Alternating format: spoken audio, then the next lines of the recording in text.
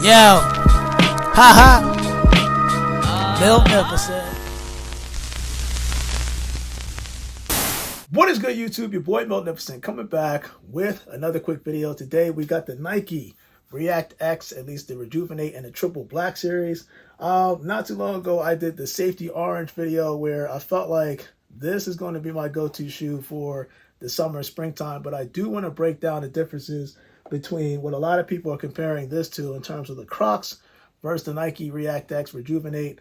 There's a huge difference in terms of the build and the make, but I believe both designers or both engineers for each company were kind of looking for the same thing, like a light shoe that you can put on where, you know, when you take each step, you feel like that bounce back effect.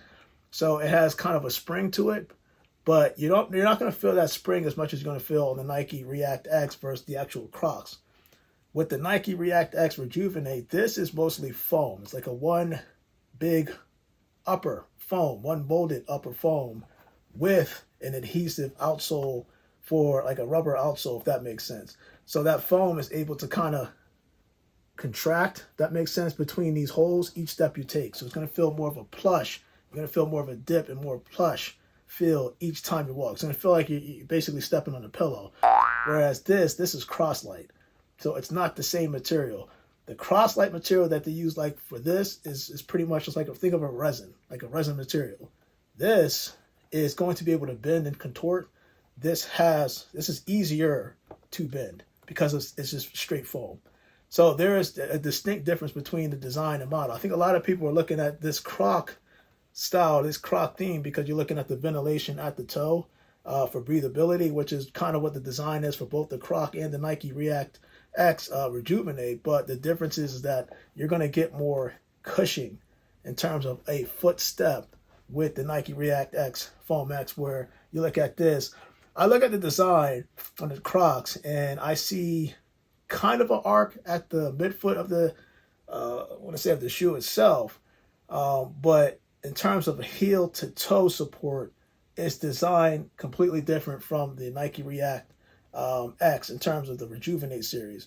Whereas you're getting more arc, put this down, you're getting more arc in the heel portion. So you'll see kind of a video here, kind of me displaying it, especially when you press down towards your heel, it's going to feel good. So it's kind of going like this. Think of this as your heel, your foot, kind of like the footbed itself, or at least the, I want to say like the towards the toe, I should say.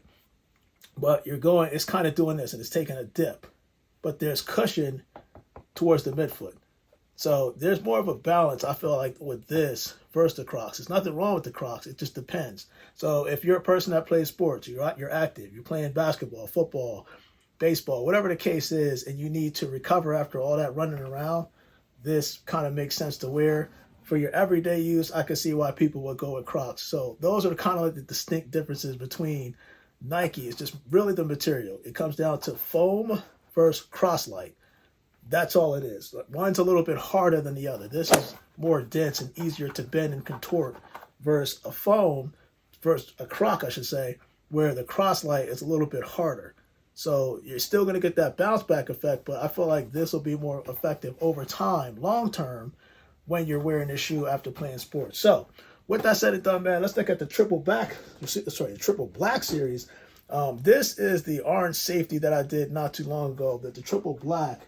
I feel like I wanted to get this one. And this is how good it is. As soon as I put the Nike ReactX Rejuvenate on, I went to go search for other colorways because I think this was 15 minutes after wearing this shoe, just because of how good it felt. And I was surprised to get the restock on the Nike app because I had to see if I can get the restock on there and put this on the Miltnificent channel. So let me put this down here. You can dump that. I'm gonna dump this. But this is the Triple Black colorway, the Nike swoosh that you can have right here. This I thought was actually plastic, but I'm guessing this is like a thermal. It's actually bendable, but it's not to the point where this is going to bother your foot every step you take. That Nike swoosh itself it has some bend towards it.